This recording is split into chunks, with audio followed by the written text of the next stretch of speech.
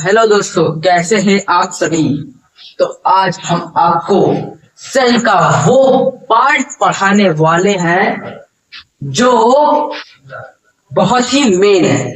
हमने आपको बता चुका है प्लाज्मा मेम्ब्रेन यानी सेल मेम्ब्रेन के बारे में कि सेल मेम्ब्रेन होता क्या है, क्या कंडीशन है कि सेल मेम्ब्रेन की जरूरत पड़ी है सेल। हमने ये सब आपको डिस्कशन बताया है और साथ ही साथ हमने आपको यह भी बताया है कि जो प्लांट टिश्यू मतलब प्लांट सेल होते हैं उन्हें जेड प्लस सिक्योरिटी कौन देता है, उसे सेल बनता क्या है, सेल वॉल मतलब कैसे बनता है, कोशिका भित्ति जो होती है वो पादप कोशिकाओं को सहायक कैसे करती है यानी वो सेल वॉल। अब हम जानेंगे इसके बारे में साइटोप्लाज्म। यह वह दूसरी सबसे बड़ी चीज है जो कि सेल में होना चाहिए। इसे बोला जाता है कोशिका, मतलब कोशिका द्रव्य इसे कहा जाता है। इसे कोशिका द्रव कहा जाता है, कोशिका द्रव कहा जाता है। कहीं कहीं मतलब इसको हमने कोशिका क्यों लिखा है, अब हम ये भी बताने जा रहे हैं कि बहुत सी जगह है इसे साइटोप्लाज्म को कोशिकांग कहते हैं। अब सोचिए कोशिका क्या समझे नहीं, तो इसका नाम कोशिकांग नहीं होता है, इसे कहा जाता है कोशिका द्रव। अब ये कोशिका द्रव का होना, ये कोशिका द्रव होता क्या है, क्या आपने सोचा।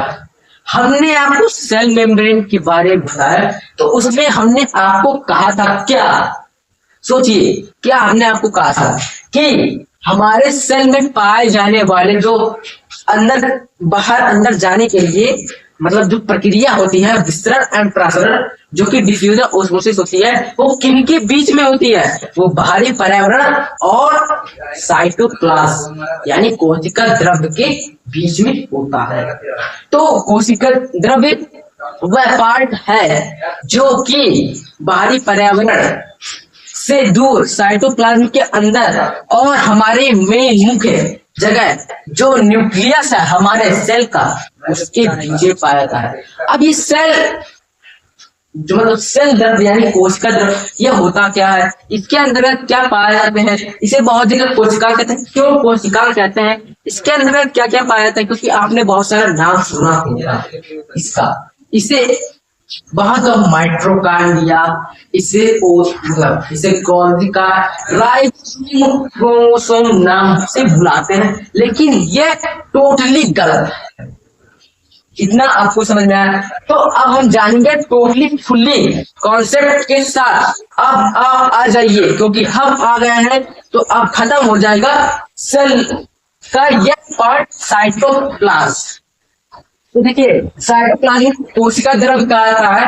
अब हम स्टडी को अब जल्दी से स्टार्ट कर लेते हैं। अब फर्स्ट से जानेंगे कि साइटोप्लाज्म होता क्या है। आप कमेंट में लिख दीजिए कि आपसे साइटोप्लाज्म हमेशा के लिए खत्म है। कमेंट में जल्दी से लिखिए कि आपसे साइटोप्लाज्म खत्म, या जल्दी करिए और उसके बाद चलिए हम स्टार्ट करते हैं।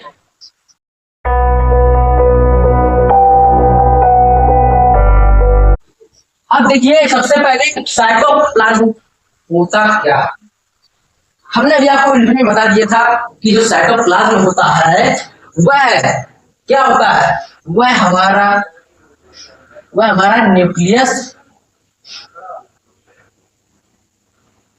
न्यूक्लियस एंड सेल मेम्ब्रेन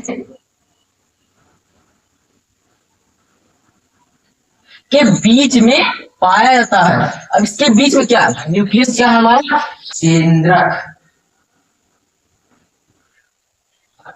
और ये हमारा क्या है कोशिका कला।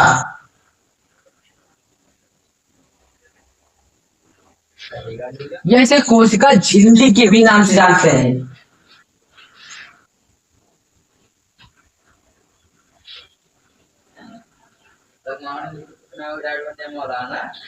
इसे कोशिका झिल्ली या कोशिका कला के नाम से पुकारा जाता है।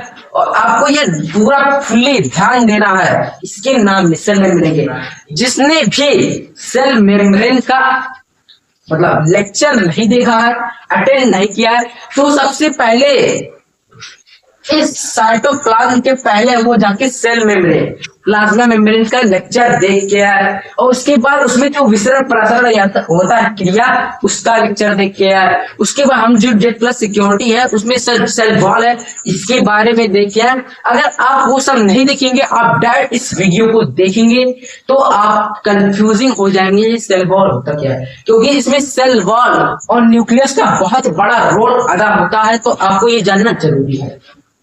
तो देखिए, ये जो साइटोप्लाज्म है वो कोशिका कला और केंद्रक के बीच में पाया जाता है। इतना आप जान गए हैं। अब देखिए क्या क्या है ये साइटोप्लाज्म, क्या है, हम जान गए कि यहाँ पर पाया जाता है, हमारे सेल में पाया जाता है। देखिए बगल में आपको एक डायग्राम दिख रहा है, उसमें आप देख रहे हैं कि सेंटर में आपको एक पॉइंट दिख रहा है। देखिए डायग्राम कुछ इस जैसा है, जैसे ये डायग्राम दिख रहा है,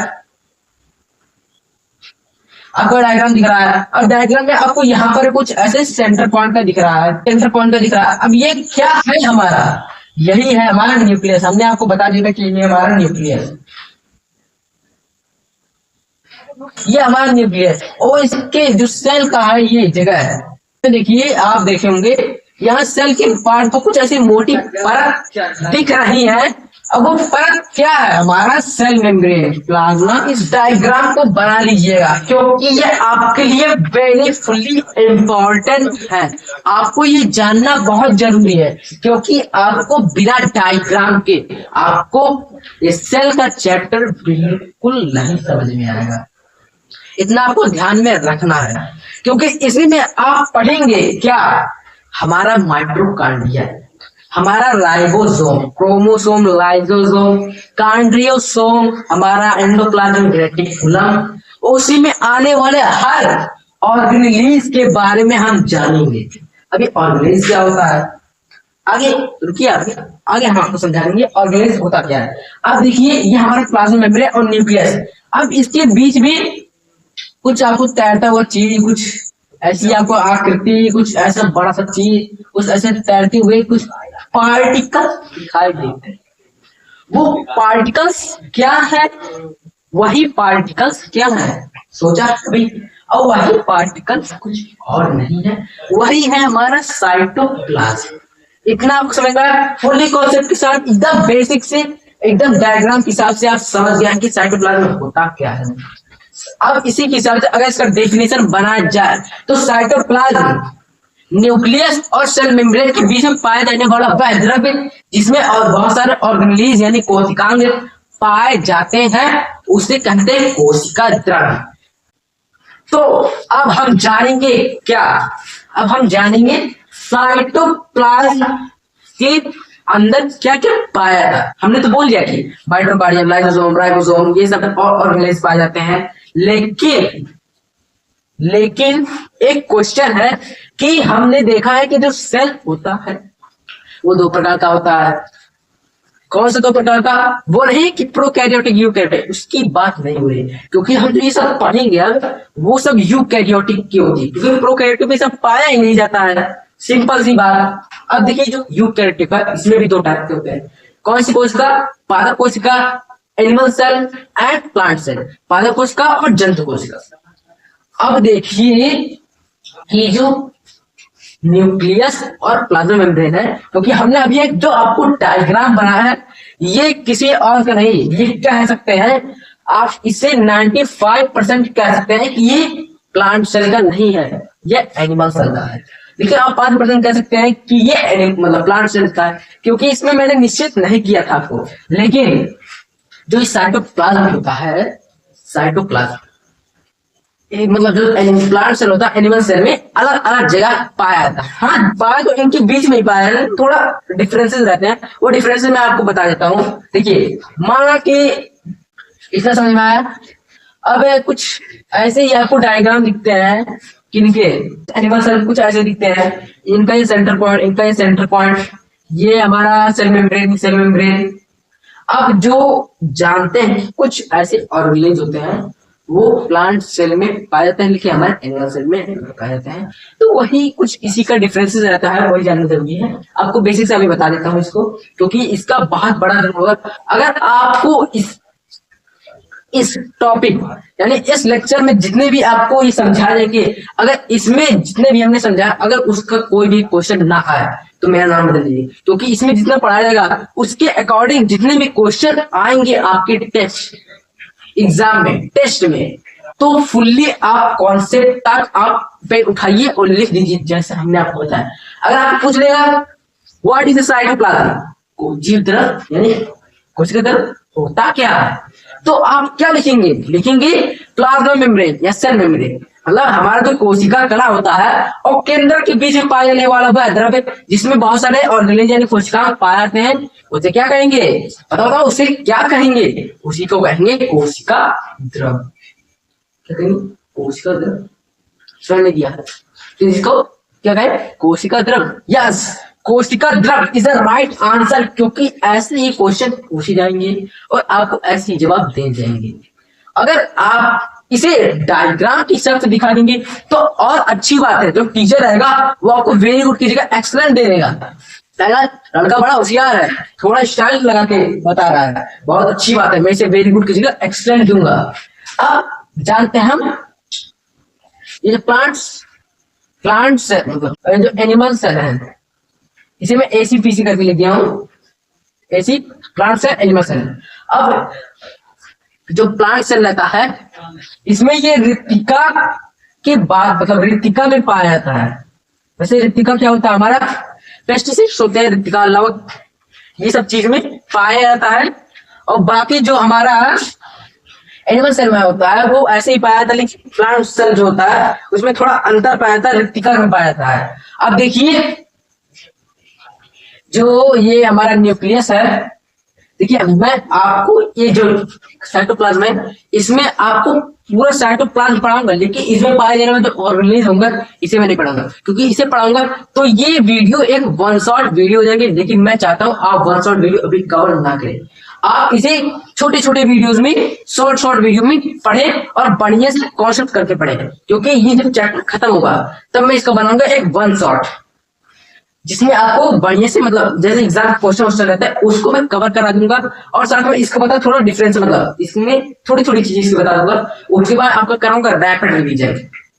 वो रैपिड रिवीजन तब होगा जब आपका एग्जाम आने वाला होगा, तब मैं कराऊंगा। बाकी आपके जो टेस्ट रहेंगे वो आप इससे देख सकते हैं या फिर अपने वन शॉट से देख सकते हैं। बाकी जो रैपिड रिवीजन है वो आपको एग्जाम से करेंगे, क्योंकि उसमें आपको मैं एग्जाम के लेवल का जो मतलब एग्जाम पूछा जाता है उसके हिसाब से मैं आपको ये सेल का चैप्टर पढ़ाऊंगा। जो एग्जाम क्वेश्चन पूछे जाएंगे उसी के अकॉर्डिंग मैं बताऊंगा। उसके बाद जो इसके आंसर्स क्वेश्चन रहते हैं उन सबको मैं आपको एक पीडीएफ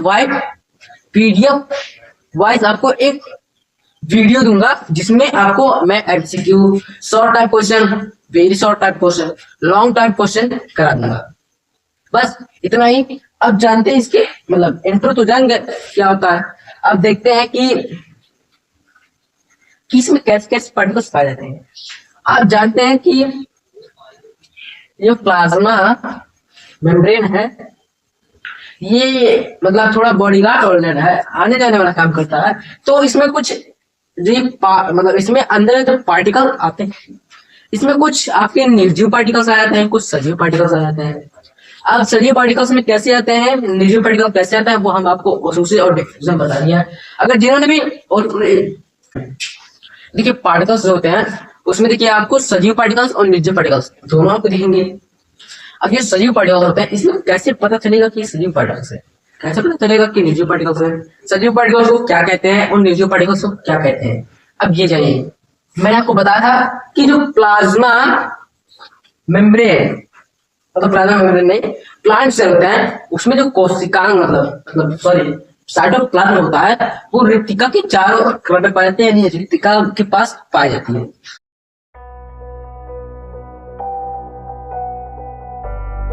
अब रिक्तिका का इसका डायग्राम में बताता हूं। ये सिंपल सा आम मान लीजिए ये एक सेल है अपनी कोशिका। अब इस कोशिका में ये हमारा पाएगा न्यूक्लियस, इसे हम मानेंगे एंड। बॉर्डर पे पाएगा थोड़ा स्टाइलिश मोड में, फनी स्टाइल में, या के पाएगा सेल मेम्ब्रेन। सीएम पाएगा बगल में बैठे हैं इनके पीएम, सीएम पीएम भाई भाई दोनों कर दिए हैं दवाई। अब ये सीएम पीएम पाए हैं। अब देखिए जो साइटोप्लाज्म होता है इसका एक भाग होता है जो कि इस जो कोशिका द्रव होता है उसमें बहुत बड़ा पाया जाता है। साइटोप्लाज्म कोशिका द्रव ही होता है। इसी का एक पार्ट ऑर्गेनेज होता है जो कि इतना बड़ा जगह लेता है, इतना बड़ा जगह लेता है कि उधर न्यूक्लियस भी नहीं ले सकता। मतलब उसका नाम पेस्टिसाइड सेल, पेस्टिसाइड है, रिक्तिका होती है। अब ये रिक्तिका के चारों पाया जाता है। रिक्तिका ये है, कुछ ऐसी दिखती है रिक्तिका। अब इसके चारों ये पाया जाता है। देखिए इतना बड़ा जगह ये है। देखिए इसे लव भी, राजधानी भी कुछ ऐसे होते हैं, रिक्तिका भी पाई जाती है। आपने सुना होगा लाल रक्त कणिकाएं, वैसे कुछ रिक्तिका भी होती हैं। इतना आप समझाइए। अब देखिए जो इसमें सजीव पार्टिकल्स पाए जाते हैं उसको बता देते हैं। देखिए इसमें कुछ सजीव पार्टिकल्स और निर्जीव पार्टिकल्स पाए जाते हैं। आप सजीव पार्टिकल्स को क्या कहते हैं? तो सजीव पार्टिकल होता है उसको कोशिकांग कहते हैं, और निर्जीव पार्टिकल्स को क्या कहते हैं? जो सजीव पार्टिकल्स होते हैं सजीव उसको क्या कहते हैं? कोशिकांग। ये वही कोशिकांग है जो कि हमने यहाँ बताया। बहुत लोग साइटोप्लाज्म को यही मान लेते हैं। अब कोशिका को इंग्लिश में क्या कहते हैं? इसे कहते हैं ऑर्गेनेल्स, ऑर्गेनेल्स। और इसे कहते हैं द्रव्य अंतर्वेशन, द्रव्य अंतर्वेशन। और सजीव पार्टिकल्स को कहेंगे कोशिका यानी हमारी ऑर्गेनेल। अब देखिए ये जो दोनों पार्टिकल्स हैं इनमें से पढ़ना कौन सा है? इनमें से हमें सजीव पार्टिकल्स को पढ़ना है, हमें इसमें से निर्जीव पार्टिकल्स को नहीं पढ़ना है, इसलिए इसे क्रॉस कर दीजिए। लेकिन जानने के लिए आप इन दोनों को जानिए, इन दोनों को जानिए। सजीव पार्टिकल्स पढ़ना तो है, सजीव पार्टिकल्स, लेकिन निर्जीव पार्टिकल्स को ऐसा नहीं कि मिस कर देना है। आप जब आगे जाएंगे 11th 12th में आप निर्जीव और सजीव दोनों पार्टिकल सेल के बारे में आप डिटेल से पढ़ेंगे। ये तो आप जो अभी पढ़ रहे हैं ये एक प्रकार का इंट्रो ही है, लेकिन आप जब 11th 12th या फिर आप जब नीट करेंगे तो आप इतना डिटेल पढ़ेंगे कि आप डॉक्टर खुद बन जाएंगे। तो अभी इसके लिए इतना ही, क्योंकि अभी हमें सजीव पार्टिकल्स पढ़ना है। अब देखिए जो ये सेल होता है इनके जो पार्टिकल्स मतलब कोशिका ऑर्गेनेल्स पाए जाते हैं उनके अलग अलग काम होते हैं, उनके अलग अलग काम होते हैं। अब देखिए जो हमारे जीव द्रव मतलब हमारे एक कोशिकांग जो है और कोशिकांग हमारे केंद्र मिलके जीव द्रव का निर्माण करता है, यानी हमारी जो सेल है इसको मैच्योर करता है, ये जीव द्रव्य बनाता है। क्योंकि ये आप न्यूक्लियस के अंदर पढ़ेंगे तो इसके अंदर भी जीव द्रव्य पाए जाते हैं, कुछ पाए जाते हैं जीव द्रव्य, वो हम जब न्यूक्लियस पढ़ेंगे तो उसके पार्ट्स में पढ़ेंगे। तो बस आज के लिए बस इतना ही। अगली हम जो आपको लेक्चर में हम आपको सबसे पहला ऑर्गेनेल एंडोप्लाज्मिक रेटिकुलम यानी अंतर्द्रव्यीय जालिका के बारे में पढ़ाएंगे। तो बस आज के लिए हमारा साइटोप्लाज्म का इंट्रो इतना ही। अगर आपको कोई डाउट है तो आप कमेंट सेक्शन में जरूर से जरूर लिख दीजिएगा, क्योंकि हम आपको अगले चैप्टर में हम आपको इसका डिटेल बता देंगे, क्योंकि आपको पढ़ना यह भी साइटोप्लाज्म है। और जिन्होंने पिछली वीडियो नहीं देखी है वो पिछले वीडियो जाके हमारे चैनल ब्रेन फॉर स्टडी में देख सकते हैं, या हम इसका चैनल लिंक आपको दे देंगे डिस्क्रिप्शन बॉक्स में, वहां से जाके आप देख लीजिएगा। और इस वीडियो को ज्यादा से ज्यादा शेयर करिएगा, क्योंकि आपकी वीडियो बहुत ही इंपॉर्टेंट होने वाली है। और जो पिछली वीडियो है उनको आप देखना जरूर देखिएगा, उसे देखना भूलिएगा मत। और जो अगली वीडियो आने वाली है वो कुछ दिनों में आपको प्रोवाइड कर दी जाएंगी, क्योंकि ये जानना आपको बहुत जरूरी है कि जो इसमें ऑर्गेनेल है वो क्या है। बाकी हमने आपको जितनी भी चीजें बताई हैं वो सब बढ़िया से आपको समझ में आ गई होंगी, क्योंकि कॉन्सेप्ट के साथ जो पढ़ेंगे उन्हें एक ही बार में समझेंगे, क्योंकि इतनी आसान भाषा से हमने समझा है। तो